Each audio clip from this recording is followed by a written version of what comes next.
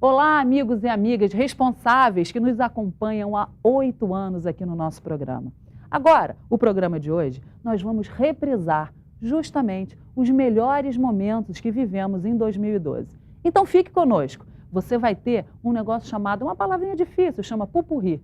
Hoje, assim que eu sair do ar agora, você vai ver os melhores momentos. As partes que nós aprendemos com gente tão inteligente e tão célebre. Então fique conosco durante todo o ano de 2013. Um Feliz Natal, um ótimo Ano Novo e eu te espero, hein?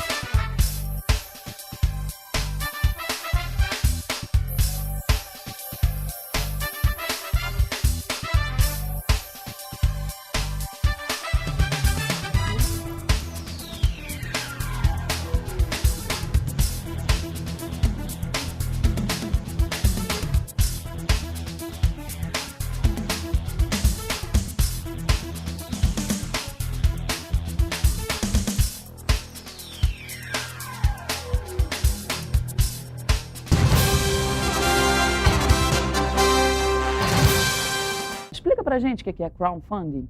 A gente gosta muito de sempre importar termos americanos achando que isso chama atenção, mas, como você mesmo disse, é algo tão simples quanto uma vaquinha, que a gente está acostumado a fazer.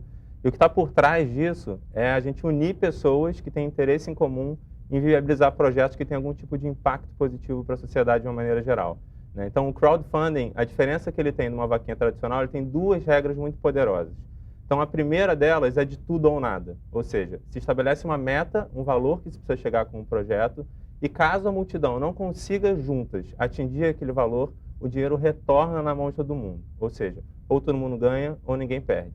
E a outra regra muito poderosa é de pedidos e recompensas, ou seja, para cada tipo de contribuição que uma pessoa faz, existe uma recompensa relacionada diretamente àquele projeto. Então, dessa maneira, todo mundo se sente um pouco parte do projeto. Ele deixa de ter uma relação transacional de quem está ajudando ou está doando, e as pessoas, de uma maneira muito mais íntima e proprietária, ajudam com aquilo que elas efetivamente acreditam e têm orgulho de fazer parte. Então, essa é uma dinâmica que a gente está se inspirando do que está acontecendo lá fora, né? Isso é uma dinâmica ainda muito recente, tem 3 anos que isso começou lá nos Estados Unidos. Lá já se provou o poder que tem isso, com milhares de outros projetos de iniciativas inovadoras, e está chegando aqui no Brasil, que a gente quer justamente abraçar isso para transformar um pouco do que a colaboração pode fazer aqui no Brasil. Vocês têm essa preocupação, ou seja, ao olhar para um projeto, ver como esse projeto está sendo administrado, avaliar isso, como é que é essa escolha que vocês fazem dos projetos a serem desenvolvidos e apoiados? Esse ponto é fundamental, acho que não só para a benfeitoria, como para todos os projetos que a gente está ali incentivando. E acho que hoje isso já não é mais só uma escolha de ser ou não ser lucrativo e sustentável. Acho que a gente já passou por essa fase, que a gente vê assim, é o único caminho, né? Se a gente quiser efetivamente viabilizar projetos que geram impacto de uma maneira permanente, a gente precisa olhar com a ótica, e o que a gente brinca na benfeitoria é que a gente tem meios lucrativos para fins positivos. E a gente tenta replicar a mesma coisa com os projetos que a gente abraça, né? Mas as características dos projetos específicos, eles sempre têm um começo, meio e fim, né? Não existe um projeto que chega na benfeitoria pedindo a manutenção de uma maneira eterna, né? Eles viabilizam um projeto que tem algum objetivo, seja pontual. Preciso comprar uma máquina, preciso fazer um evento acontecer, eu preciso... Porém, uma vez que isso é viabilizado, muito mais do que os recursos que ele consegue ativar uma rede, ele consegue se divulgar e isso trazer de alguma maneira para ele outras formas dele se viabilizar que não seja só com recurso específico. Alguém que está em casa agora, Sim. que tem um projeto super bacana na cabeça, mas fala, isso é muito caro, nunca vou conseguir, eu não tenho condição financeira, meu pai não pode me ajudar, eu não ganho muito, o que eu ganho é só suficiente para minha sobrevivência. Como é que ele faz? Ele acessa o seu site? A pessoa tem um projeto que sendo viabilizado, ela vai gerar um impacto maior do que só para ela, para os colaboradores, ou seja, de uma maneira geral, ela entra no nosso site, envia a ideia de uma maneira bem sucinta, a gente recebe esse projeto bem resumido, e a gente, junto com essa pessoa, vai evoluindo o projeto no sentido de desenvolver qual é o melhor texto, material, a forma de apresentar isso, até que a gente chegue num formato. Então, a gente dá uma consultoria para a gente conseguir envelopar esse projeto para ele ir para a plataforma. Uma vez que esse projeto está pronto, então a pessoa vai precisar produzir um vídeo explicando isso, bem resumidamente em 2 minutos, um texto, definir quais recompensas que ela pode oferecer para cada nível de contribuição que existe e publica esse projeto na plataforma. Uma vez que esse projeto é publicado, ele tem de 1 a 3 meses para conseguir viabilizar aqueles recursos que sejam necessários. Seja quanto for. Seja quanto for. De 1.000 a 10 milhões. Não existe limite. Ou seja, o que existe é a gente passar uma sensibilidade de qual nível de engajamento que aquele projeto pode gerar para ele conseguir. Porque não adianta ele pedir um valor muito acima, porque justamente se ele não consegue atingir, ele vai ter que devolver o dinheiro para todo mundo. Então a recomendação é, qual é o mínimo necessário para você fazer esse projeto sair do papel? Né? E aí as pessoas efetivamente entendendo isso, pedem só aquilo que é necessário. E o que é importante dizer é que não são só recursos financeiros. Então às vezes as pessoas precisam de R$5.000 para viabilizar um projeto, 15 mil, mas às vezes precisa de alguém que seja um designer para ajudar ele a fazer a capa de um livro, ou precisa de alguém, uma consultoria jurídica ou de algum material. Então a gente é uma plataforma que une o crowdfunding com outras fontes de crowdsourcing que a gente fala, que não se trata só de financiamento. A gente fica brincando que quem faz financiamento é banco. Né? O que a gente quer é unir pessoas para viabilizar projeto com um esforço colaborativo. Quer dizer, vocês ainda dão consultoria e depois na parte do vídeo a pessoa então viabiliza por si só. Isso. Cada um tem um dispositivo, um celular que consegue gravar, às vezes é o suficiente para você formar um vídeo interessante.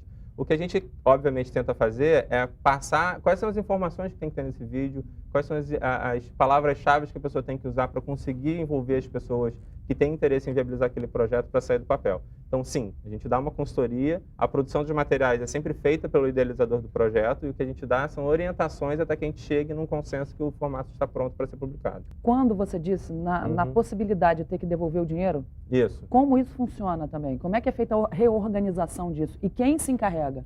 Então, o que acontece é, hoje no sistema online, assim como em compras online, a pessoa sempre usa um integrador financeiro. Vai chegar lá no momento em que você vai ter que escolher se você quer contribuir com cartão de crédito, boleto bancário.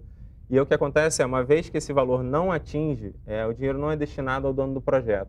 Então, o que acontece é, todo o dinheiro que ficou numa conta online provisória é estornado para os colaboradores, aí dependendo da forma de pagamento. Se contribuir no cartão de crédito, aparece na próxima fatura dele automaticamente, se não é gerado uma conta online onde é que ele tem que transferir de novo para a conta bancária dele esse valor. Então, a benfeitoria detém o valor enquanto ele não é integral e aí, quando ele se integraliza, então que ela repassa para o dono do projeto. É assim que funciona? De uma maneira técnica, no final das contas, esse dinheiro ele não fica em posse da benfeitoria. Ele fica numa conta provisória em nome do dono do projeto, só que ele não tem acesso até que o projeto seja viabilizado. Entendi. Então, a gente, até por não cobrar comissão, a única plataforma do mundo que não cobra comissão, a gente não é um intermediador de negócio. O que a gente quer justamente é criar um ambiente que possibilite a troca direta entre idealizadores e colaboradores. Então, Opa, também informação importante. Vocês são a única plataforma do mundo que não cobra comissão.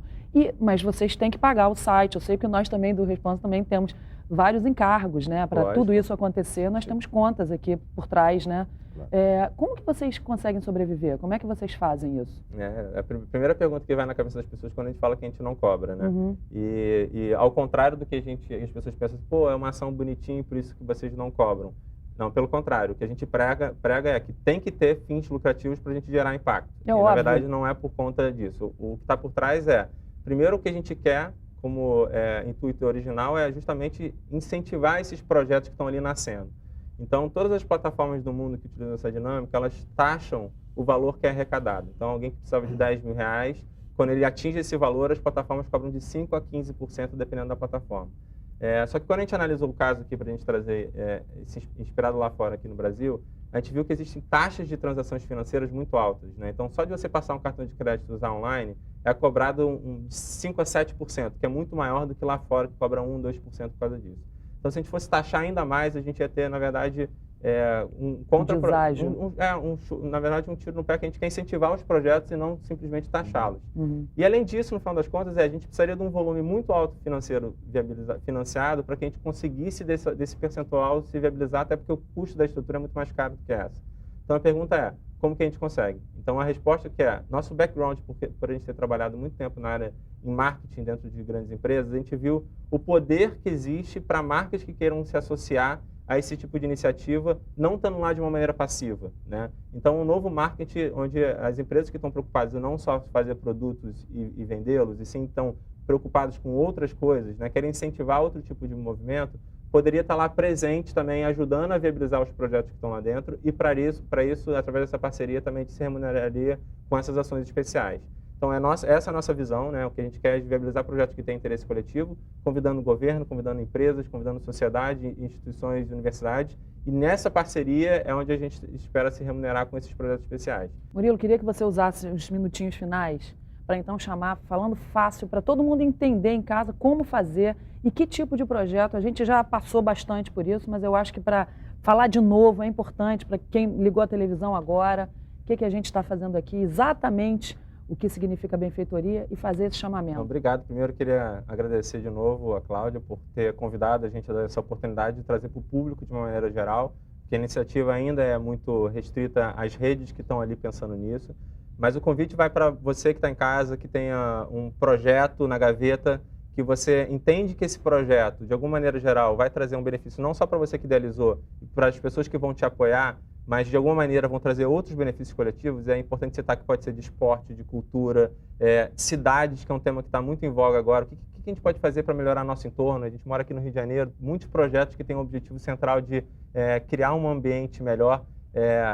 Ou seja, entra na plataforma, envia esse projeto para a gente, que a gente vai, obviamente, olhar com muito cuidado e trazer para você uma resposta do que é possível fazer para a gente viabilizar esse projeto colaborativamente.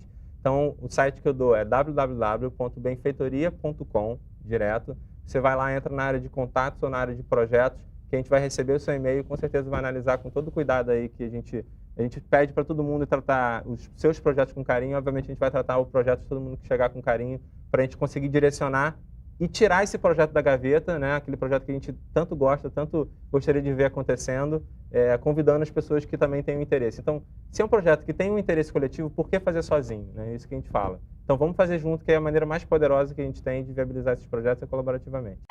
Fazendo bem desde cedinho, né? Uma apaixonada pela causa. Conta pra gente como é que você chegou.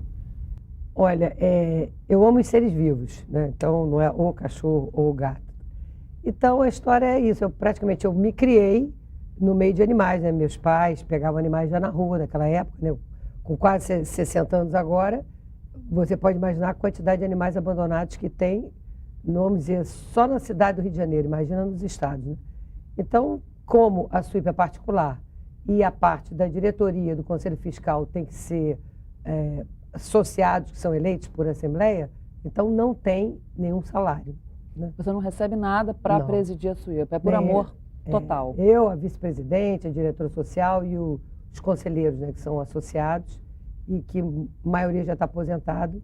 Agora, tem os veterinários, os faxineiros, tudo isso, eles são contratados mesmo, né? Ô Isabel, eu acho a SUIPA uma marca muito forte. Todo mundo sabe o que é a SUIPA, tem uma simpatia muito grande. Você percebe isso também? E isso é assim, o pessoal falou em animal, liga para a SUIPA. Mas tem um porém, entendeu, Cláudia? Tem pessoas que acham que a SUIPA é do governo.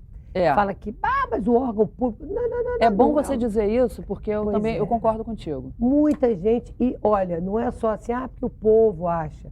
Olha, juízes acham. As autoridades acham, deputados acham, várias coisas eles acham, porque eu estou dizendo isso, porque muitas vezes a gente recebe documentos, ofício para a gente pegar os animais. Então, é uma coisa que a SUIPA, ela vai no local, no caso que o animal estiver passando um problema sério. A gente não recolhe animais nas ruas, o cachorro está passando, não, está tudo bem. Mas, se tiver um animal atropelado, tiver numa situação que ele vai se tornar dependente de um abrigo ou de um tratamento emergencial, né? E que ele não tem o tal do dono, né? Aí a pessoa liga e a gente tem uma ambulância, que é uma Fiorinozinha, a gente vai lá e apanha, tenta salvar, né? Alguns morrem, mas outros conseguem sobreviver. E depois a gente esteriliza, vacina e tudo e coloca para adoção, né? Eu acho fundamental você explicar bem explicadinho essa parte que a SUIPA não pertence a nenhum governo, que ela é uma ONG.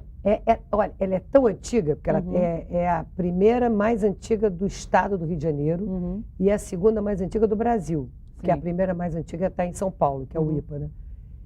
O que acontece? Ela nem consegue nem ser ONG, nem ONG, ela é uma associação civil particular. Entendi. Entendeu? Então, onde fica a SUIPA? A suípa, ela só existe uma suípa. O pessoal às vezes liga e fala, essa suípa é da onde? Só existe uma suípa no Brasil, que ela fica ali, o bairro Benfica, na antiga Avenida Suburbana, agora chama de Dom Helder Câmara. E ela é entre duas comunidades, é Jacarezinho e Manguinhos. E tem um espaço imenso. Na realidade, ele tem apenas 3.000 metros quadrados. Então, você imagina, com cerca de 3.000 animais, 3.000 metros quadrados é tudo espremido. Entendi. Entendeu? Dentre quais os tipos de animais que você tem? Cachorros, gatos? 90% são cães e gatos também. Tem em torno, assim, vamos dizer, de uns 2.000 cães e uns 800 gatos por aí. E mais, o que acontece? Chega muitas vezes as crianças, os adolescentes ali da comunidade, com os cavalos, onde que eles andam por ali, né? E às vezes os cavalos são machucados e a gente trata. Às vezes tem pessoas Tudo que gratuitamente, né? Quer dizer, chega uma pessoa da comunidade da com comunidade um que cavalo. não tem, está comprovado que não tem, a gente pega e faz, o veterinário atende gratuitamente. Também tem a parte de, por exemplo, tem pessoas que ligam e falam, caiu um morcego no meu quintal, como aconteceu essa semana, o meu cachorro feriu o morcego. Já liguei para o órgão tal, ninguém quer. Aí fala, traz o morcego. Aí a gente vai tentar tratar do morcego. Quer dizer, se você chegar com o elefante, a gente vai tentar tratar do elefante, entendeu? Porque se o nome é proteção animal... Não importa qual seja, se animal for tá rato, precisando, não, mesmo animal olha. que as pessoas Cabrito, consideram... às vezes chega um pessoal lá, pobrezinho, que tem, eu tenho esse cabrito de estimação. Porco. Ele está assim, porco, tem. Pessoas utilizam os animais, utilizam. E, como você vê, as carroças, os charretes, né, os Claro. bichos sendo utilizados. Tracionados. Segundo, eles pensam que o animal não sente dor, não sente saudade nem nada, que são objetos. Então, quando o animal não serve mais, ele não serve mais para tomar conta do meu quintal, aí descarta. Como Agora é eu feito esse quero um descarte, novo. Isabel? Às vezes, ou eles na rua? abandonam na rua, ou eles jogam nas praças, Mas o ou eles próprio animal amarram não em volta? postes. O animal não volta? Muitas vezes o animal volta. O cão, ele é meio perdido, porque se você tira de um bairro e bota em um bairro muito mais distante, dificilmente ele volta. Mas um gato volta. Então as pessoas podem ajudar como? Primeiro, se Assim. conscientizando. Uhum. Segundo, não comprando. Para que você vai comprar um animal? Você pode adotar. Não tem só a suípa, tem várias proteções animais com animais para serem adotados e as prefeituras também. Eu sei por quê. Porque as pessoas querem cãezinhos novos, recém-nascidos, pequenininhos, Lindos. marca 00 e que sejam de raça. Que nunca vão crescer na cabeça deles. Nunca vão roer o pé da mesa, nunca vão fazer xixi na sala. Então, eles querem um ser vivo de pelúcia. As pessoas têm que ver que um animal que está no abrigo, ele já passou por vários problemas, já sofreu. Então, o que ele quer? Um lar com pessoas responsáveis, com condições de comprar uma boa alimentação. Não precisa comprar cordão de ouro para o animal. Isso daí a gente não é a favor. A gente acha que a pessoa tem que dar o que o animal precisa. Carinho, proteção, assistência veterinária periodicamente. Isso é importante. Uhum. E a pessoa também pode ajudar a suípa como? Denunciando. Maus tratos animais é crime. É crime. Antigamente era contravenção penal. Mas de 1998 para cá, nós conseguimos lutar e que entrou numa lei federal, que é a 9605, artigo 32, que diz que qualquer tipo de maus tratos ou de crueldade a qualquer espécie de animal, qualquer espécie, é considerado crime. Inclusive, a gente está tentando agora que no novo Código Penal as penas sejam aumentadas e que isso seja, porque não pode a pessoa maltratar um cavalo, que você vê que chicoteia até o bicho cair no asfalto, aí nada acontece, isso não tem condição. É verdade. Tem que entrar em cana, sim. Então, maus tratos, a pessoa tem que ir à delegacia, porque é crime. Quem trata de crime é a polícia. Muitas vezes, chega nas delegacias, eles falam, liga para a suípa. E como que prova? Pois é, esse que é o problema. Mas tem pessoas ao redor, tem fotos, né?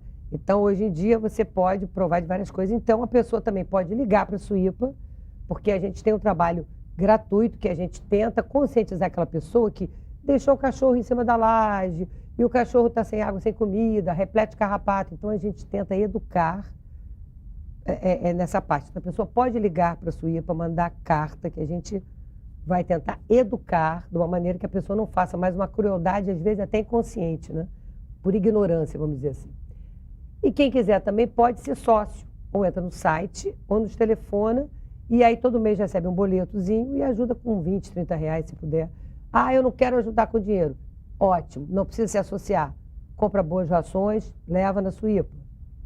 Ou liga para a Suípa, não quero dar ração, não quero dar dinheiro. Eu quero que vocês me mandem folhetos que eu vou tirar cópia e vou entregar para meus vizinhos. A gente manda folheto. Tudo a parte educativa, porque se você educar, a pessoa certamente não vai fazer uma crueldade. E as melhores para serem que aprendem quem são as crianças. Entendeu? Então as escolas tinham que chegar e conversar com as crianças, explicar que os animaizinhos, cachorro, gato, coelho, a vaca, todos merecem respeito, todos sentem dor. A criança aprende facilmente. É verdade, é verdade. Nós adultos já. Dá um recado para quem está em casa, deixa aqui o seu site, sua conta e Pois faz é, um conta chamamento. eu não sei de cor, mas o pessoal pode ligar de segunda a domingo, 3297-8777. E o site é www.suipa.org.br. E quem quiser ir lá de voluntário para passar o dia e cuidar dos animais, pode? Olha, os voluntários a gente pede que sejam associados, porque a pessoa se associa e faz o programa que a gente faz esse, como a gente vai no INCA, nós íamos no Pinel também, porque era ótimo, o pessoal com transtornos mentais, eles se interagem. Uma coisa legal, a gente explica, olha, esse aqui foi abandonado, papapá, o que ele come? Então, começa a haver uma interação homem-animal. Que bacana. Asilos também, nós estamos indo. Então, quem se associa pode ser voluntário nisso, em outras campanhas que a gente faz também. E, quer dizer, se torna uma família suipana. Isso aí. Uma coisa Eu boa. também faço parte dela, tá? Oba. Família Suipana. Estou aqui vibrando, obrigada, viu? Obrigada, muito Cláudia. espontânea, muito bacana. Eu E adorei vamos você. ajudar. Vamos ajudar. Então, começando pelo passaporte. Quais são os passos que quem está em casa e tem um parente italiano tem que tomar para conseguir saber, até se pode? Você tem, assim, alguma orientação a dizer para a gente? Tem algum site, algum lugar que a pessoa possa começar esse início, essa busca? Sí, este sector está regulado con un sistema di agendamento che prevê una reserva através do nosso site na internet que permite, digamos, entrar con un pedido e conseguir una vaga para que possa ser recebido no consulado conforme a un cronograma que desde 2009 nos permite atender una demanda de alrededor 40 cidadãos ou digamos, pessoas interessadas por semana no setor do passaporte e outros no setor da cidadania e por outros documentos legais que normalmente a gente precisa, tal como legalizações, procurações, etc. É todo um conjunto de atividades que, entrando no nosso site consriodejaneiro.esteri.it, permite conhecer de perto estas normas que regulam a nossa atividade. E quem está elegível, quer dizer, quem está apto a conseguir o passaporte, também essas informações preliminares está no site ou você quer falar alguma coisa? Está no site. Está no site e interessa sobretudo aos descendentes de italianos que não têm limites, no sentido de que reconhecemos uma descendência desde a formação da Itália, que aconteceu em 1861. Por isso é um período muito longo e contamos com uma demanda que só para o estado do Rio de Janeiro está ao redor em 12.000 pedidos acumulados que estamos processando gradativamente para que estes descendentes consigam primeiro a cidadania e depois o passaporte. Aqui temos no Rio, em todo o país, um grande número de descendentes de italianos que avaliamos em ao redor de 25 milhões. 25 o quê? Milhões. Milhões? Milhões.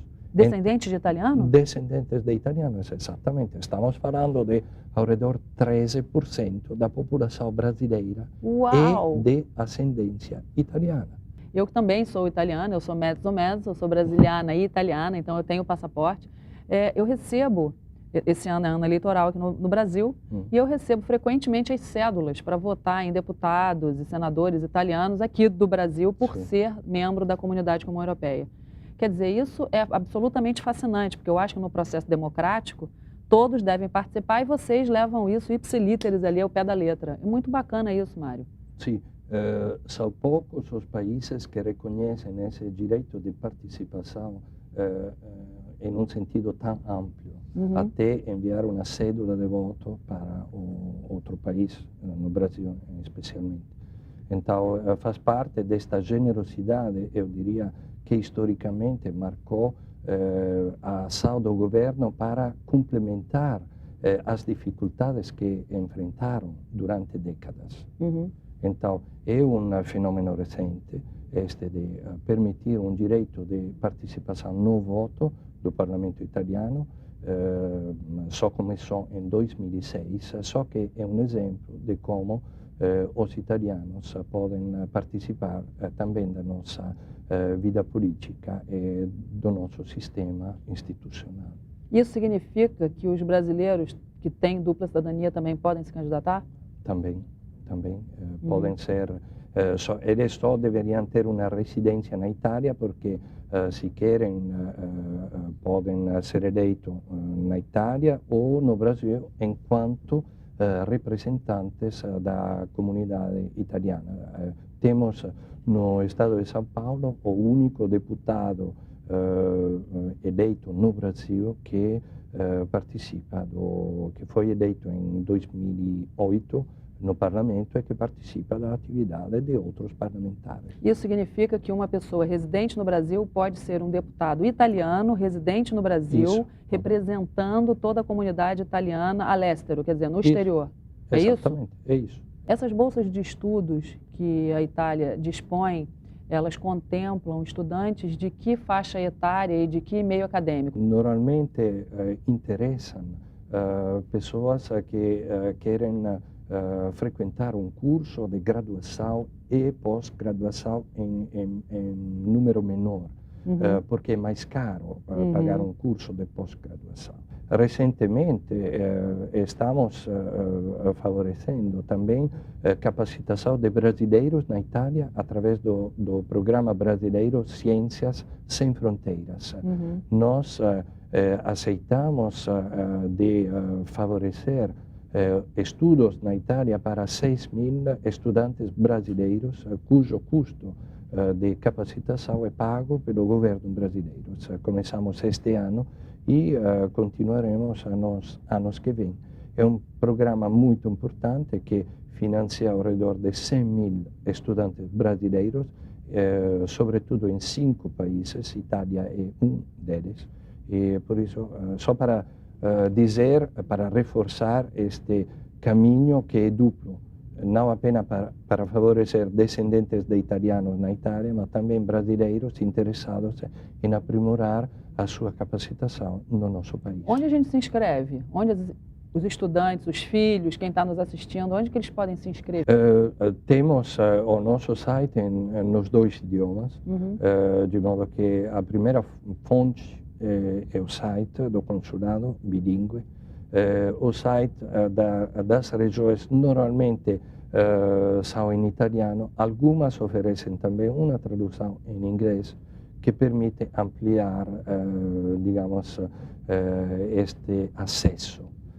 Só que também tem universidades, estamos apresentando, por exemplo, em um roadshow que terá lugar no consulado no Instituto de Cultura Italiano, 18 e 19 de setembro, todas as possibilidades que as universidades italianas oferecem até agora, de modo que todos os interessados podem entrar em contato conosco para participar desta apresentação que terá lugar dentro do Instituto Italiano de Cultura e também em um espaço que o governo do Estado disponibiliza para o consulado. Lembrando sempre que quanto mais responsabilidade você assiste, mais responsável você fica.